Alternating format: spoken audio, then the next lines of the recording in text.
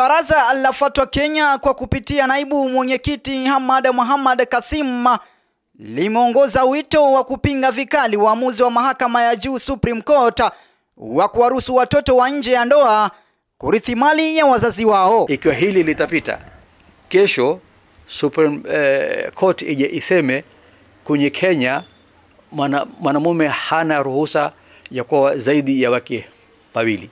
Je, sisi Waislamu tulikubali hilo? Au Supreme Court ije iseme ya kwamba wanaume hawana uwezo wa kutoa talaka?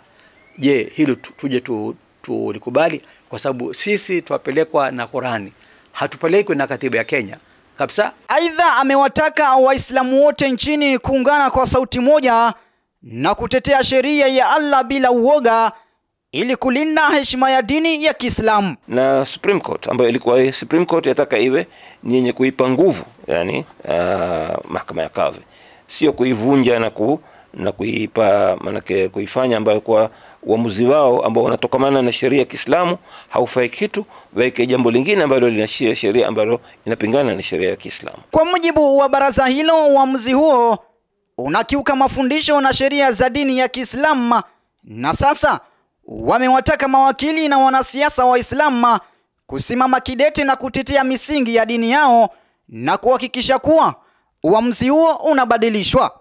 Nikiripotia Al Hajar TV kutoka kaunti ya Mombasa, mimi ni Abdurrahman Toya.